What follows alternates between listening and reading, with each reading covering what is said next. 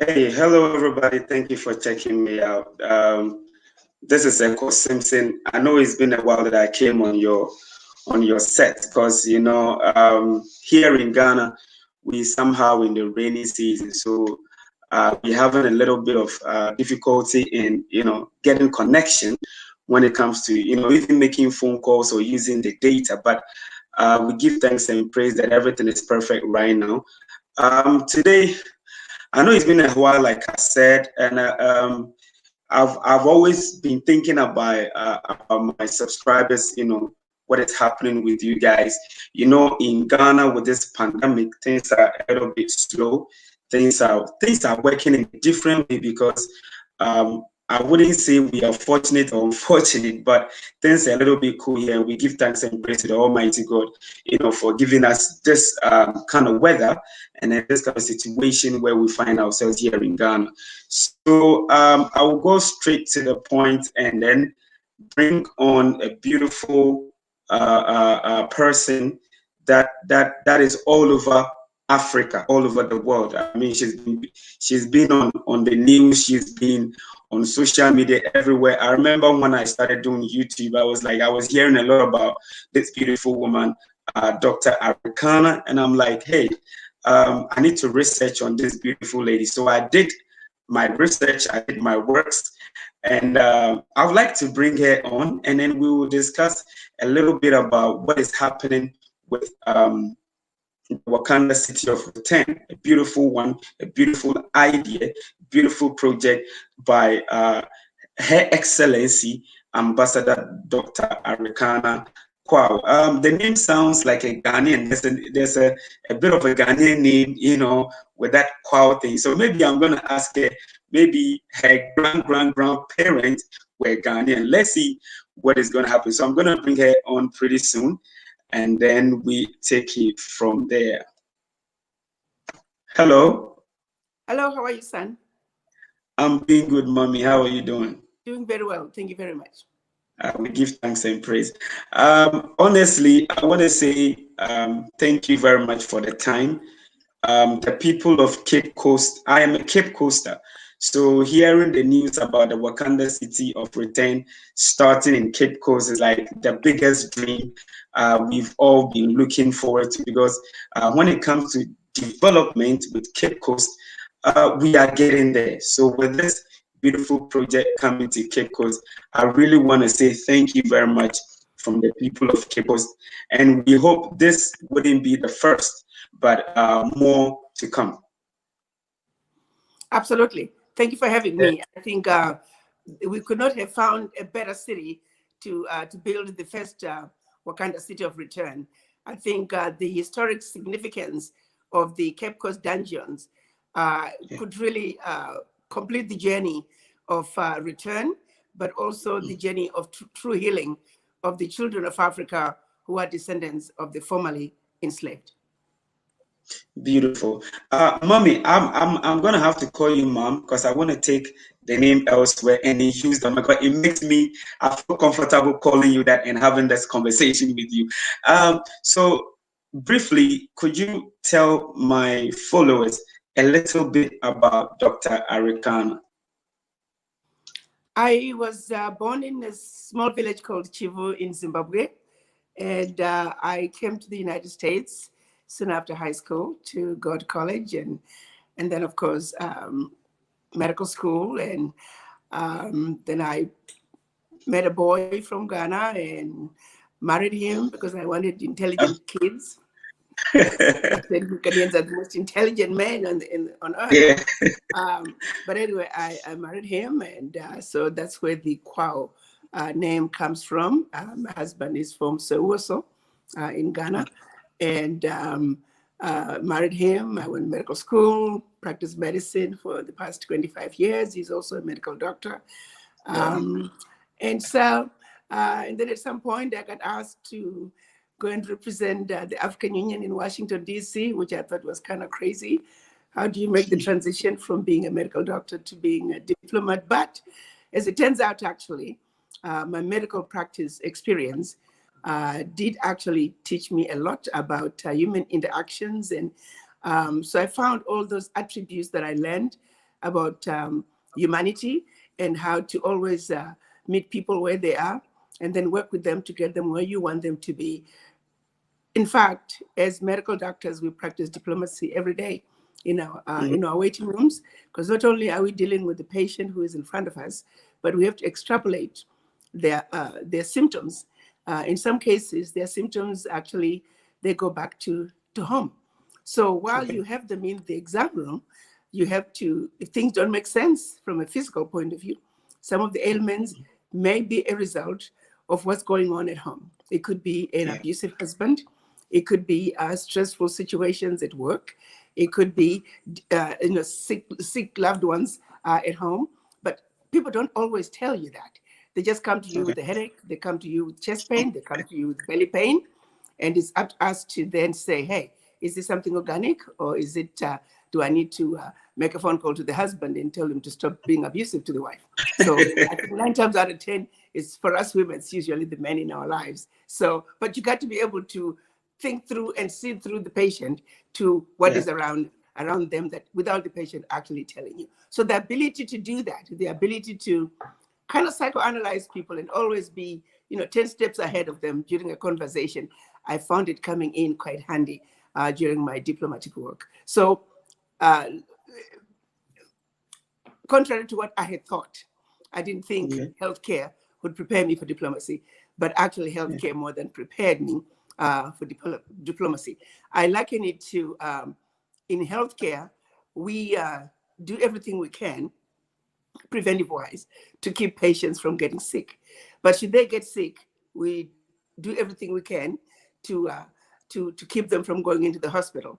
Should they end up in the hospital, we do everything we can to keep them from going into the intensive care.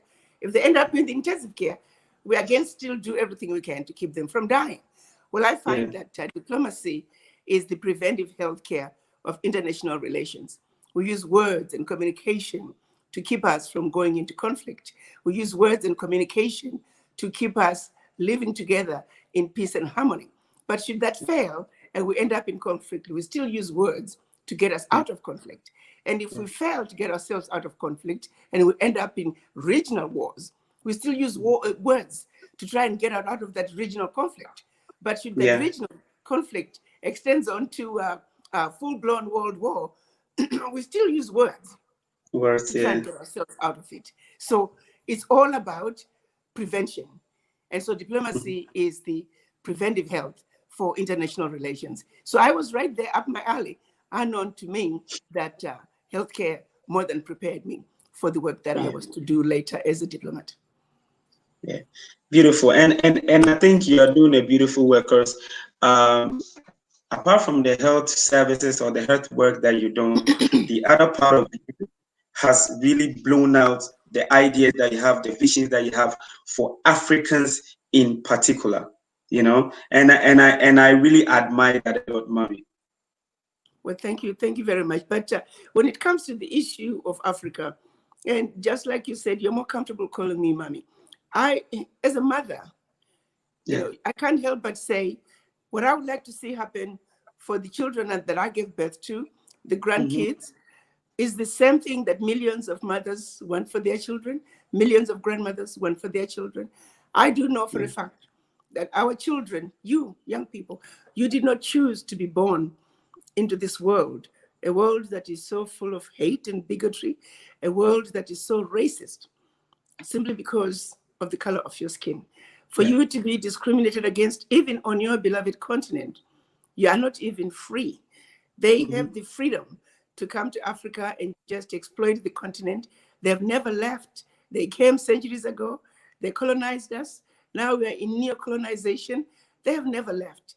And they abuse us so blatantly. They're not even ashamed of some of the things they're doing to the Africans. They have done for centuries. When we try to speak up, we become the bad guys, You're supposed to, in my case, when I had spoken out about the abuses that are being meted to the Africans, oh, Ambassador, you need to be more diplomatic. Well, how do I become diplomatic? How do I tell a man who is raping me to rape me diplomatically? How do I tell somebody who's beating me up to stop an abusive husband? How do I tell him to stop beating me up diplomatically. Oh, pretty please, stop beating me up. Oh, pretty please, Mr. Britain, Mr. France, Mr. Spain, Mr. Germany, you know, Yeah. don't exploit us too much. No. What is happening in Africa, anywhere else, it'll be a reason for all-out war. But we Africans were expected to be passive and be nice and don't complain. But tell it to the mothers who are losing babies today as we speak from starvation. Tell it to the mothers or the family members of the woman who just died today while giving birth to another life. Tell it to the youth who are committing suicide out of despair, out of hopelessness. Yeah. Tell it to them that, oh, you're being diplomatic, that it was okay for France to take over $500 billion out of Africa for over 60 years because we're busy playing diplomacy. What is France doing in Africa? Why does France have a French desk at the foreign ministries of the former French colonies? Why does France have a French desk at the central banks of its former colonies? Why does France have a French desk at the palaces, presidential palaces of its former colonies? It's ludicrous of the highest order. They would never allow it in their countries. But in Africa, oh well, it's Africa. You can get away with whatever you want. What gives them the right to have these safe havens where they have been exploiting Africa? They lie about what they're mining. They underreport what they're selling things for. They have these safe havens. They don't pay taxes in Africa. You and I, we pay taxes in Africa. They don't. These multinationals are just flat out stealing from Africa in broad daylight. We cannot speak to it. To me, how do these people go to sleep at night? How do you tell them to stop doing this nicely? Why should we, the victims, be blamed when they are the perpetrators? Nobody's talking about it. They are in the UN Security Council, the United Nations, a body that was built to oversee and protect human rights. The biggest perpetrators of human rights violations are in the UN Security Council. Yeah. France being the leader of them all. Nobody's talking about them. So the abuse of Africa is so blatant, you don't even know where to begin. Yeah. It is so bad that how can we just sit and not say anything?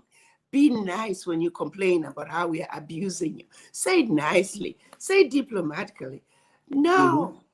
No. I'm supposed to beat you up. Get out of my damn house. Yeah. Pardon my language.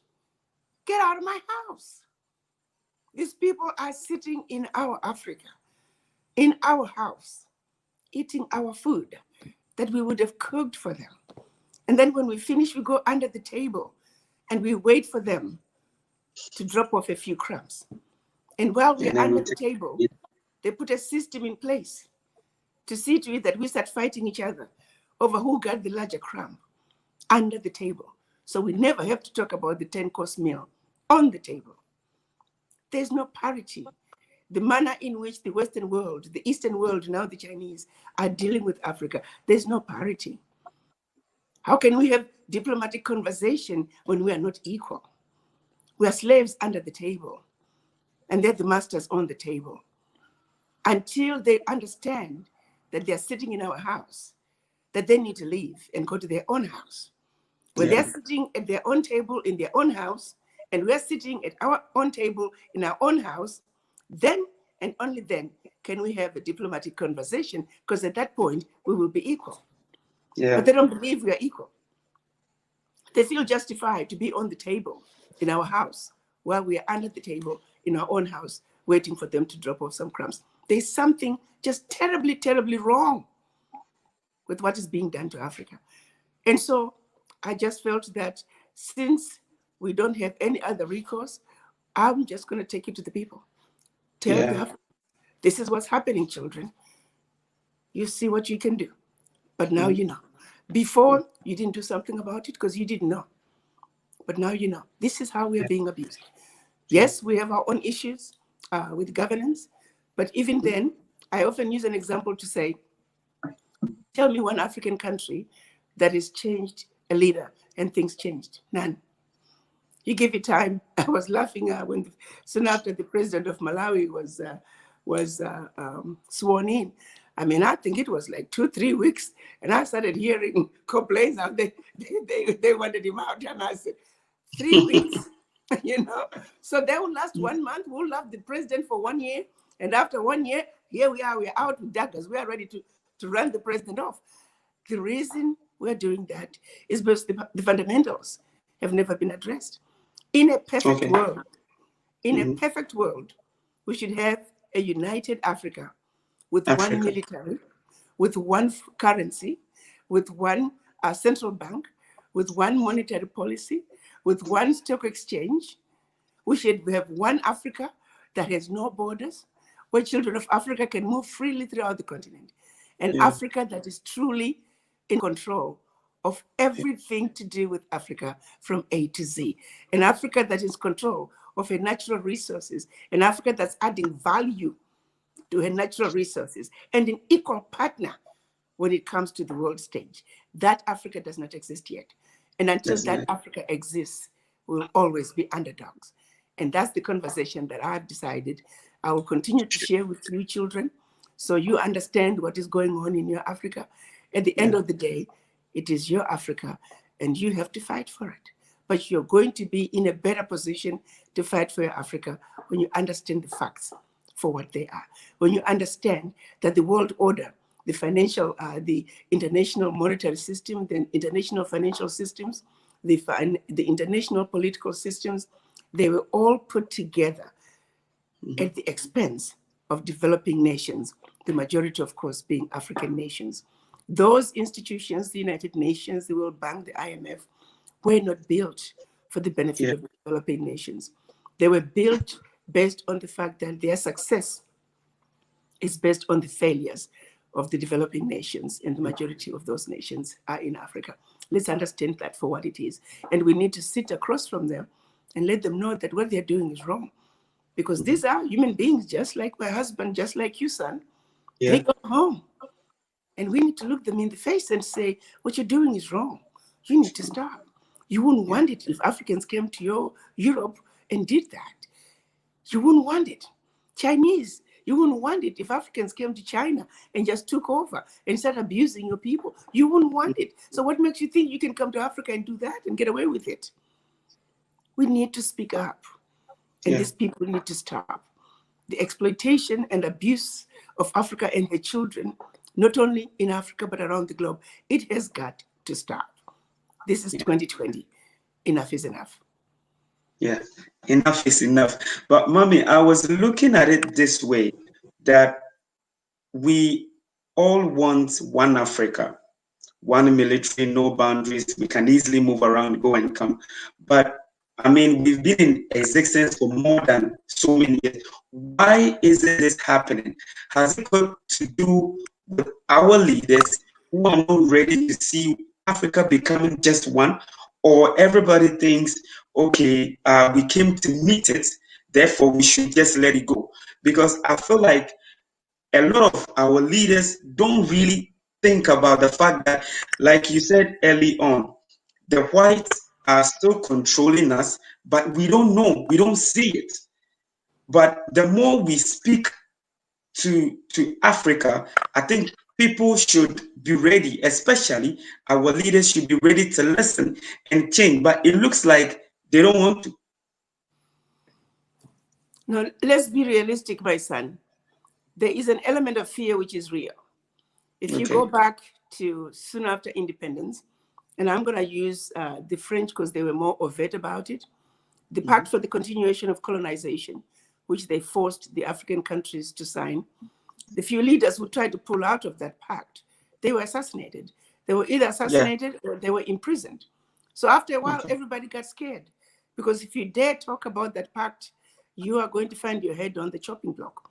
So the fear is real, because many were killed, many were imprisoned, and everybody knows the stories.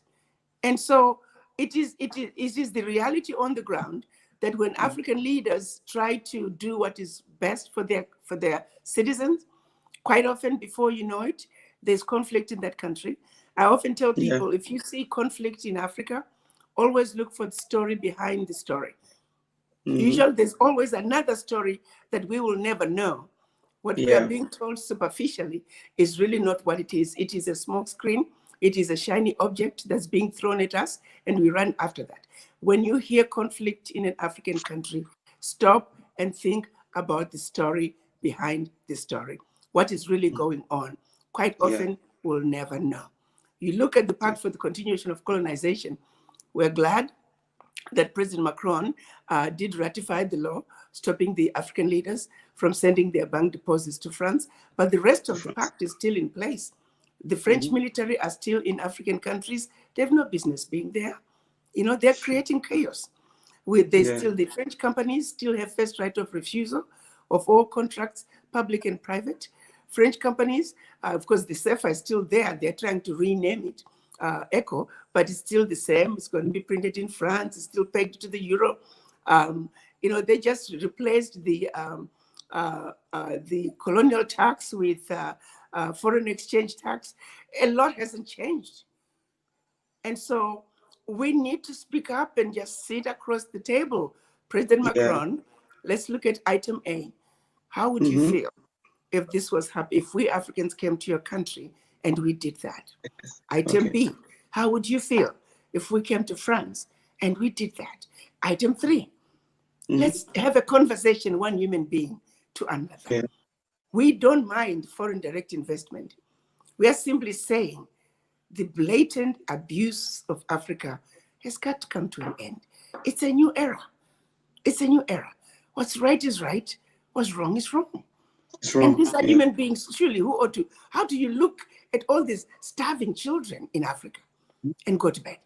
Kids that you can count their ribs because you, France, are denying them that basic right to a full life because you want to take what they have, what belongs to them, for the benefit of French people. You know what's sad is the majority of French people didn't even know that their government was doing that to Africa. Wow. It's sad, but so what's needed is just total transparency to really put it out there and say, you would not want it, President Macron. You would not want it, Mr. President of country A, B, C, D, E. It is just wrong at every level.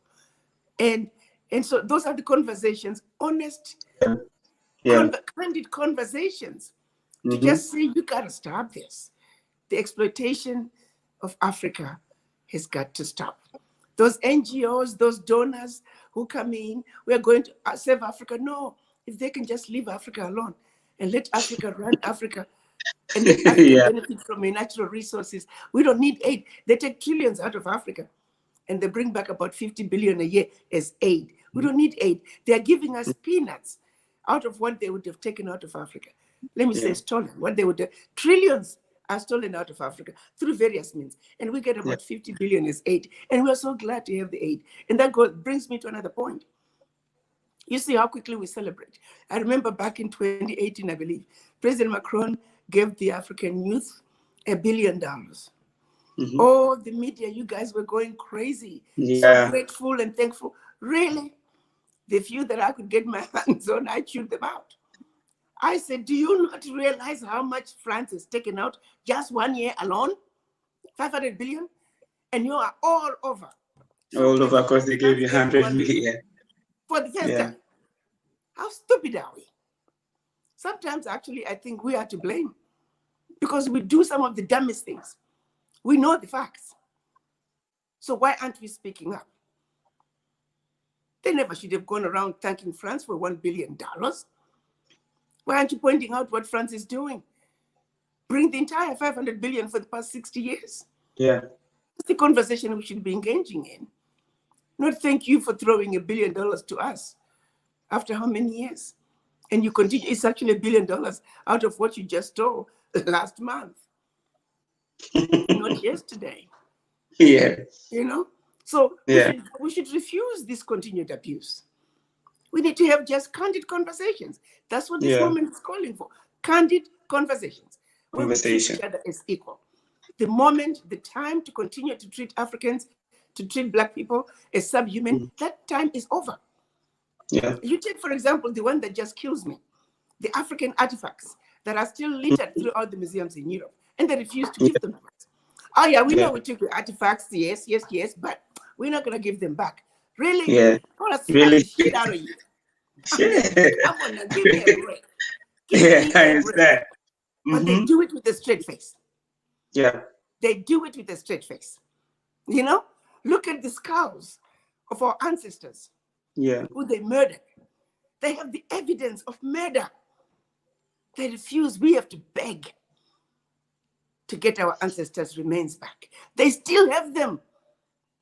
They took them as trophies. See, I killed an African. Okay, let's see let's take this. We want to prove whether or not these Africans are human. Insanity of the highest order. They want to talk to us about civilization. What is civilized about that behavior? They're the animals. No human behaves in that manner.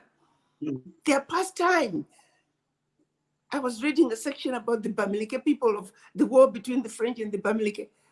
Those soldiers would pass time after church for fun. They would go into villages and start chopping off the heads of black boys and putting them on a stick and parading them up and down the villages. What is civilized about that? May I remind them that it is Africa that taught the world civilization. Yeah. It is Africa that taught the world about being human. Africa, the origin of humanity, we have never oppressed anyone. We have never taken over any nation. Yeah. And yet we gave and we taught civilization as we know it. Without Africa, there wouldn't have been the Roman Empire, the Greek civilization. We gave them that. They copied it from Africa. And then they turn around and take what they found Africa having. They then own it and they call themselves civilized. No. How can be The civilized? only race that has behaved in a civilized way from time immemorial is the black race. Yeah. We have never oppressed anyone. We are the civilized ones, if the truth be told. Truth be told. Thank you very much. Everything that you say sum up to conversation. Let's have a healthy conversation with them. You are doing A, B, C, D in our country. It shouldn't be so. Just leave us alone and then go. Now, this comes back to the idea that the president of Ghana just made it public. I mean, last year about the year of return, welcoming Africans in diaspora to the motherland. Do you think that other African countries should also openly come out and officially invite? Because I know Africans in diaspora were coming to Africa, but it wasn't until Nanado made it so official that, hey, now you are invited, now you can come. I haven't seen any other African country taking the next step in connection to what is happening in Ghana. Do you think other African countries should also emulate and do what Nanado or Ghana is doing? Absolutely. Absolutely. I think it's really sad that we are in 2020 and this had never been done before in the history of the children of Africa being taken out of the continent as slaves. It's a shame that as Africa, we have not come back and reclaimed our children. It's really a travesty if you think about it. Have you ever imagined? It wasn't until about 10 years ago, I was having a conversation with a girlfriend who happened to be African American. And she happened to say that, oh, you continental Africans, you never have to worry about where you come from. This is something that we struggle with as African Americans. And, you know, for some reason, that particular moment, I did pause to also ask myself, I wonder what it's like. Because it had never occurred to me that there could be people who don't know where they come from. I just never thought about it. But there was this sudden pain that just shot through me, the idea that I could go through life and not know where I come from. It was very painful. I snapped myself out of it. And yet we have allowed children of Africa for over 400 years to be lost in the wilderness, to live, to be born and to live in this world and to exit this world without ever knowing where you come from, without a connection. The last they can trace their connection is to the last slaver who owned their ancestors. their last name takes them to the last slave plantation their ancestors worked at. It's sad. You can trace me, you can take my name. You hear Chihombori, you think Zimbabwe. And when you get to Zimbabwe, they will say, oh, the Chihomboris are from this part of the country. Yeah. If you take my Quao, there's a Ghana. When you get to Ghana, they'll say, yes, the Quaos are from this region. Yeah. You can know me by my name. Mm-hmm. You know me by my name. Mm-hmm. Our children of Africa, descendants of the formerly enslaved, they don't have that privilege. That privilege was robbed away from them out of no problem of their own, out of no misdoing of their own. Mm-hmm. Africa owes it to these children to bring them back home. So this movement was huge coming from President Nado. And then to have the city of return be in Cape Coast, yes, the place where their ancestors, for those who are not aware, 80% of the slaves who came out of West Africa, they were pulled in Ghana. Wow. And they left Ghana through two ports, the Cape Coast dungeons and Elmina dungeons. They call them castles, we call them dungeons. So for them, those who came to North America, they left through Cape Coast dungeons, which is of course is a port. And those who came to Caribbean and South America, they left through Elmina castles. So to have those descendants of the formerly enslaved come back to the soil in Cape Coast, where their ancestors last stepped foot on the African soil, to then look across the Atlantic and tell the slavers that while you may have won for over 400 years, when it's finally said and done, we, the descendants of the formerly enslaved, are the final victors, for we stand right here after completing the journey of return. And we're going to be laughing at you because we are the ultimate victors. So I can't thank President Nado enough for making this call and bringing closure, much needed closure for a whole race, generation upon generation upon generation. As Black people, as Africans on the continent, we ought to be ashamed of ourselves for having failed to correct this wrong for over 400 years. So yes, other leaders must follow President Nado. Every country should be prepared to accept the children of Africa. They did not choose to be born of those who were formerly enslaved. We owe it to our children. So yes, it is going to be a fantastic city. It is a city that's going to bring so much healing to so many people. It is a city that's going to bring the much needed anchoring of the children of Africa. Beautiful. I like to use the example of this country, the United States, with the exception of American Indians. Everybody is an immigrant, but they're all connected. They're all anchored in their countries of origin. The German Americans are very proud of their German heritage. The Italian Americans are very proud of their Italian heritage. The French Americans are very proud of their French heritage. The Jews, the Chinese, the Indians, the Irish, everybody, they celebrate their heritage. The only people who are busy running away from our heritage are the Black people. Because you're told your country is a diseased, your continent is a diseased and dying continent. It's a jungle. You know as much as I do. If you were to fly within Africa, 75% of the people in those planes don't look like you and I.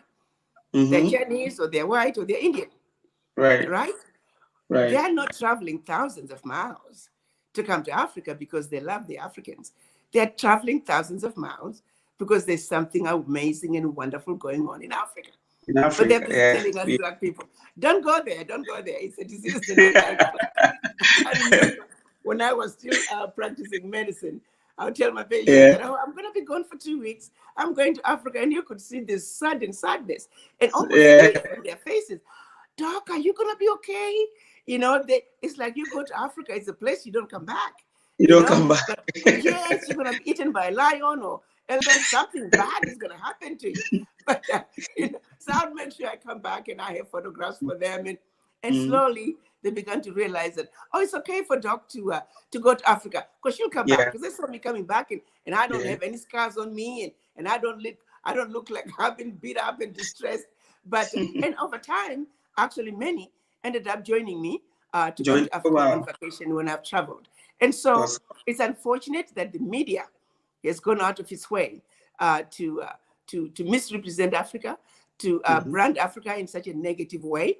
But we have a responsibility as Black people to speak our truth and to share our Africa for the greatness that it is, and to remind the world that once upon a time, Africa was the center of the earth, that Africa is the origin of humanity, and that as Black people, Black women, Black men, we are the mothers and fathers of humanity.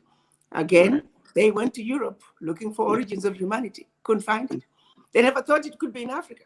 They went to China. They went everywhere around the world looking for origins of humanity.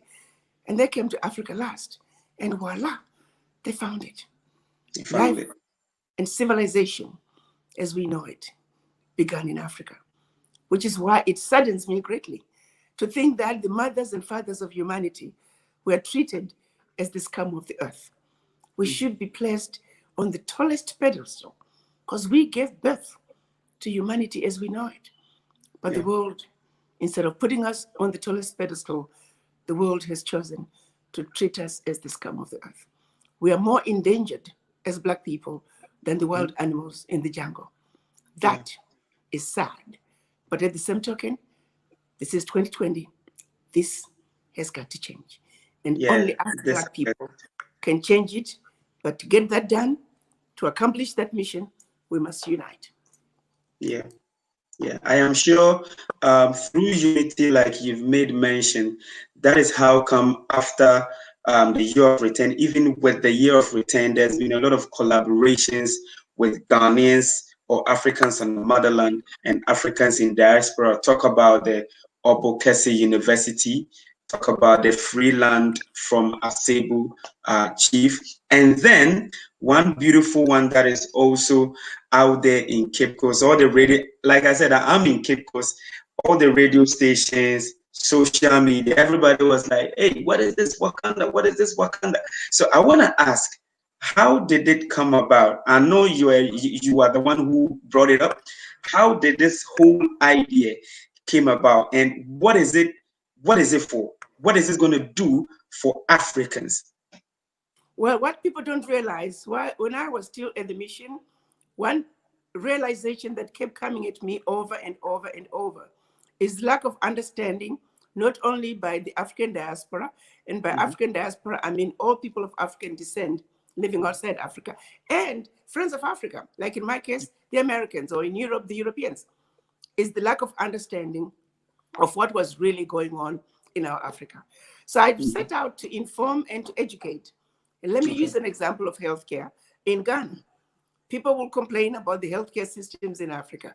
How do we improve the healthcare systems in Ghana when there are more Ghanaian doctors in New York City than in the country of Ghana? Your own President Nana, he thought that the way he would improve healthcare is by building more hospitals or renovating the old ones. He did that, but half of those wards are sitting empty. Why? It's because there are no doctors. It's not because there are no patients. The reality on the ground, and that is true in all countries, there are more Nigerian doctors in Los Angeles. You take Tanzania, you take Kenya, you take Zimbabwe, it's across the board. The brain drain that has occurred out of Africa for the past 400 years has left Africa without enough capacity. The more recent, of course, you have a lot of Africans who are leaving Africa more recently in search of greener pastures, running out of wars and famine. The bottom line is Africa does not have the capacity Africa needs to build a truly sustainable Africa. If we children of Africa do not build Africa, it's not going to be a sustainable Africa. Look at the colonizers. As long as they've been in Africa, what have they done? Where is the infrastructure? They built railway lines that went from the mine to the nearest exit point out of that country to take the minerals out. They built roads from the forest to the nearest exit point to take the lumber out of that country. Their plan was extractive extract out of Africa and take out of Africa. They didn't care what they left behind. So they can talk about how much they love the Africans. Nonsense. Because if they had cared about the Africans, they could have also built Africa. While they were taking out of Africa, they should have also stayed behind and built Africa. But theirs was to continue to exploit. So knowing that they're looking out for their interests, the only people who can bring sustainability to Africa are the children of Africa. The building of an Africa we want, the building of a sustainable Africa is our responsibility, and we must take it seriously. It is from that point of view that I felt that no amount of money can be put into Africa for healthcare will give us the desired results. No amount of money put into Africa for education will give us the desired results. No amount of money put into Africa for infrastructure development will give us the desired results. Why? The capacity we need is in the diaspora. So therefore, if we are to build the Africa that we want, capacity building is paramount. It has to be the pillar. So this regional Wakanda, villages, cities, we're going to start with one in each region. They're supposed to be centers of excellence, pillared on education and healthcare, and training of the capacity that particular region needs. Because that is the only way we can bring the sustainability that we need. There's no point in us getting a contract as diaspora, then we gotta go ask for the Chinese to provide the expertise. Then we gotta go to the Europeans and ask for this expertise. No, that expertise will come, they will build, and then they disappear. And we're back to square one. We must train, train, and train. And that's what Wakanda is going to be doing. Realizing that we must bring sustainability. We'll never run out of trainers because we have enough capacity in the diaspora. When we organize ourselves and we create an environment for the diaspora to come and build the capacity that we need, come and make a difference. Because right now it's very difficult for the diaspora. They're trying. They're coming home in a haphazard way. They're coming from the Caribbean, African Americans, continental Africans, but they get frustrated. And a lot have come back to wherever they came from. So we are creating that environment that makes it easy for them to participate in the building of the Africa that we want. So now from President Anado, he has really put in another caveat by giving us the city, designated city of return. We're going to be building homes. We're going to encourage the descendants of the formerly enslaved to own a home in Cape Coast. Because when you own a home in Cape Coast, you have really, finally arrived. You've gone home. And that is so liberating. That is so, it is something that I just want to see their faces when they step foot in Cape Coast. And they can walk into their own home. And they can look at those dungeons and say, my ancestor, they were there once upon a time. But I can look up in the skies wherever they are and say, grandpa, great-great-grandpa, great-great-grandma, I am back. I am back.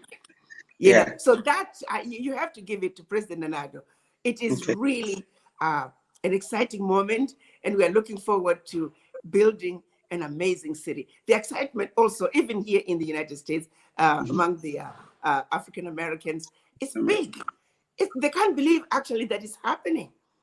They can't believe it's actually happening. And that a city that is going to be built in their honor is a way of saying, children of Africa, while you might have been gone for far too long, it's never too late. Welcome back home. That's what this city is going to do. It's a city of true healing of a people. Beautiful, beautiful. I've got a lot of questions from my subscribers who are watching me right now, and these are a couple of them. How do we start this project? How did they join? Can they join this project? And how are we financing this project? What we are getting in the process of doing right now, we are registering a foundation. The homes are going to be pre-sold through the foundation. There will be special purpose vehicles that are being created by finance teams that are part of ADDI.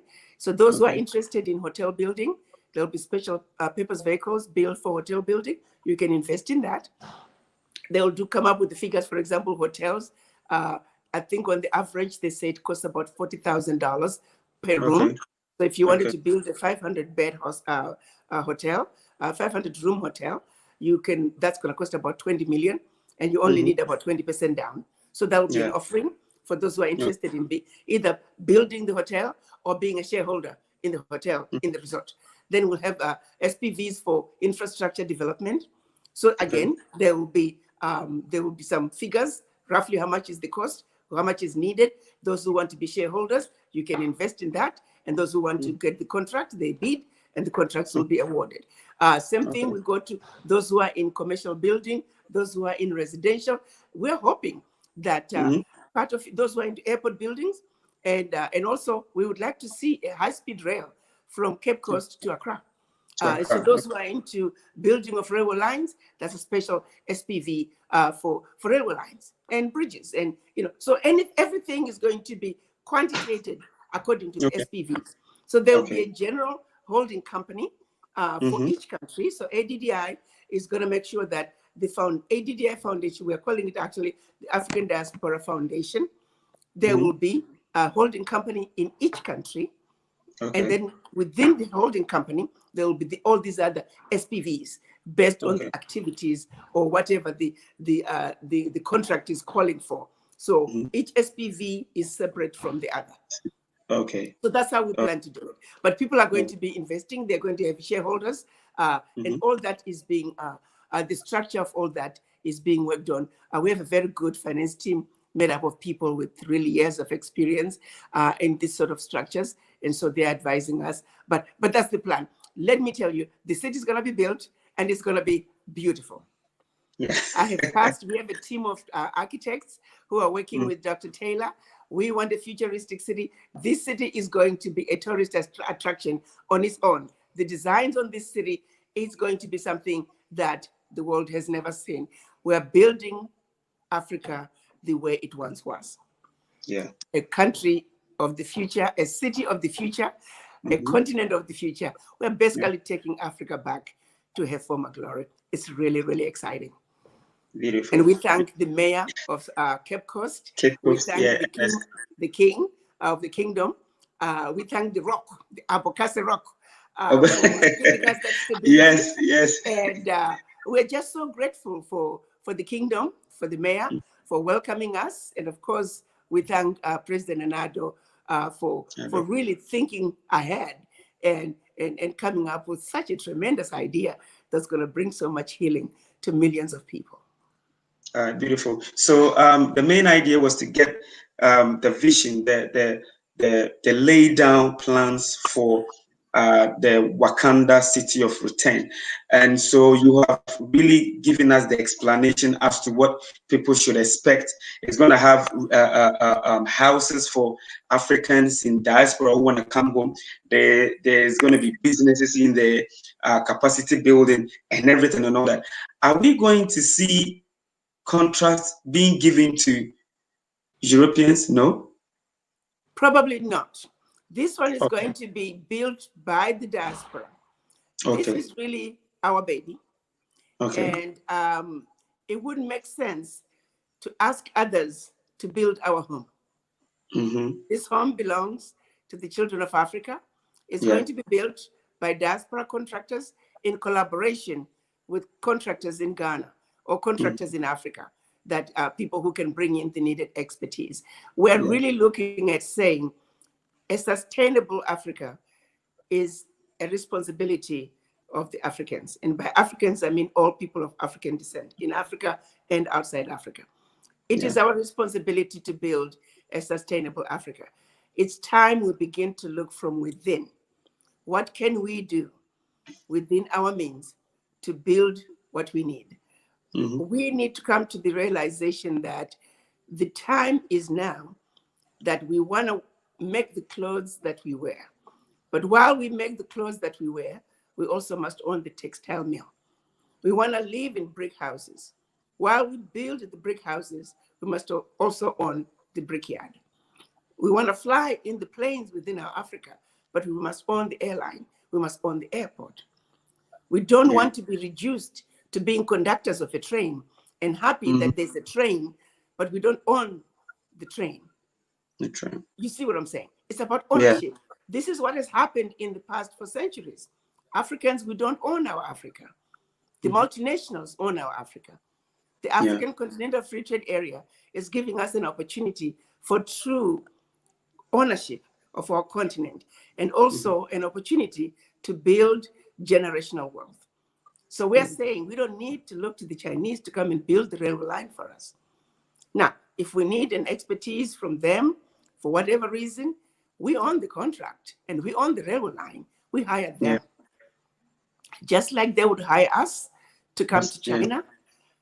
Because you don't find a Black man driving the development agenda for China. You will not find a Black man driving the development agenda for the Europeans, to India, Japan, to Russia, to the Middle East. The only place that Black people can be on the driver's seat of their development agenda is in Africa. So there is a seat that's waiting for us as Black people to come take over and be on the driver's seat. If we do not unite to come and occupy that seat, guess what? The Chinese are ready to take it over. The Middle Easterners, the Europeans, the Russians, the Germans, the Italians, I mean, the Japanese and the Indians, everybody else around the world is ready to come take that seat. So the question is, are the children of Africa even aware that they're going to have their own inheritance stolen from them in broad daylight, simply because you're too busy being told, don't go to Africa, it's a diseased and dying continent. And if you live in Africa, you're being told, oh, you need to get out of the country. You need to get out of the continent. No, the continent is where it's at.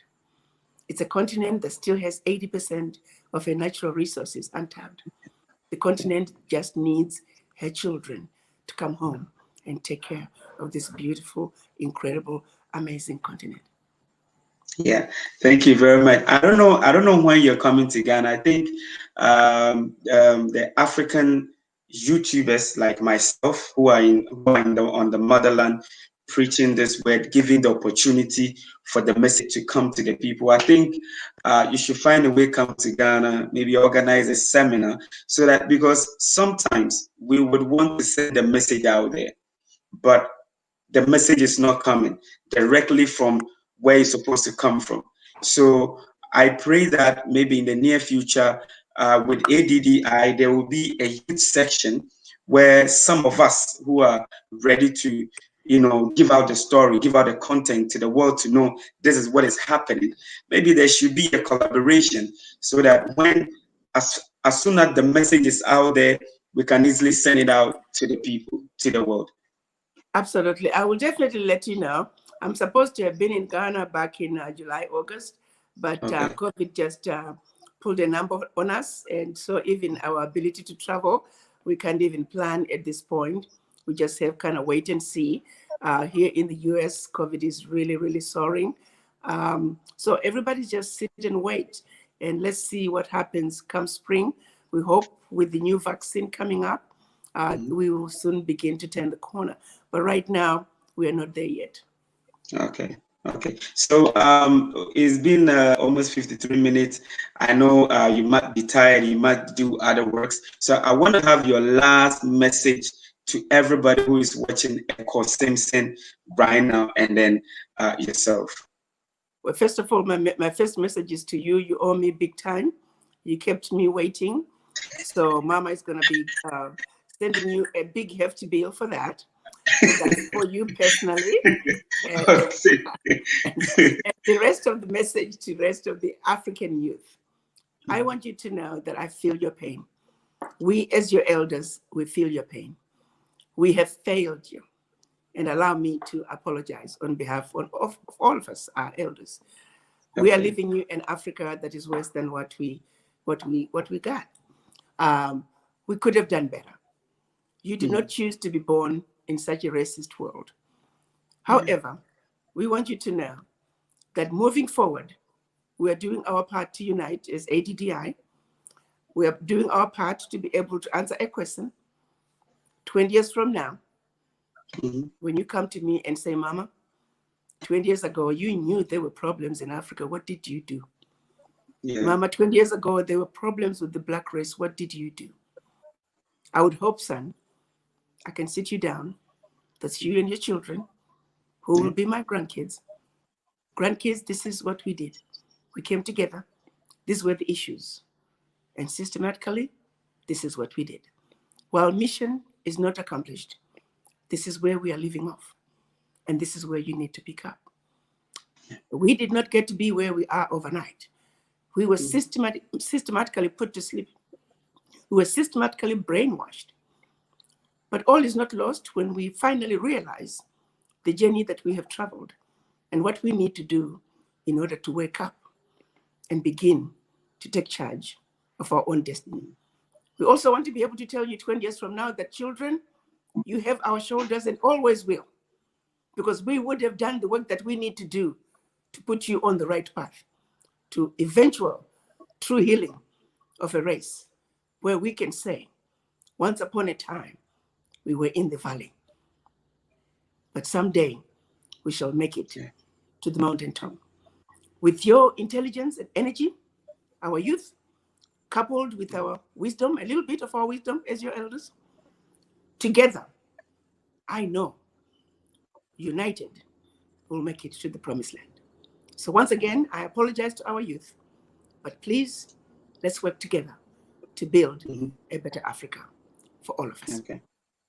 Thank you. Thank you. Thank you. So let's build Africa for the betterment of all of us. I really want to appreciate you for coming up. And then I also want to say thank you to Nana Obokese Ampa, the Obokese University man. Yeah, he's my mentor, just like yourself. So I want to say thank you for being on my channel.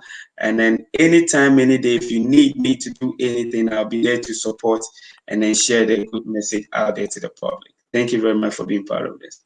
Nana Obokese is an amazing chief. Wow. And he will make an amazing king one day. He has such a vision for the kingdom. We need more of Chief Nana Obokese. I met him a few months back, and from the very first time I met him, it was almost as if we'd known each other for a long time. He has that consequential African spirit, which is really refreshing when you can meet a brother like him. I'm really grateful and feel honored to have somebody like him. And I really feel privileged to be able to call him my brother. So I thank him very much for being at the center of this whole program. Without him, this program would not be going anywhere. So we will not let him down. We will support him fully until this mission is accomplished. Thank you very much. Thank you very much. Have a good day. Thank you. All right. Hey, thank you guys for tuning in, for being part of this whole conversation. It's 12 a.m. in Ghana right now, 12 a.m. And I'm not asleep because I want to bring out the good news to you guys. So I really appreciate you guys for being part of this. It's late. I want to go back to bed. Anyway, so Dr. Arikana has already explained the whole project of Wakanda City of Return. So it's going to be a regional basis. Okay, it's going to be on regional basis. So Ghana, I'm sure other countries are going to have theirs pretty soon.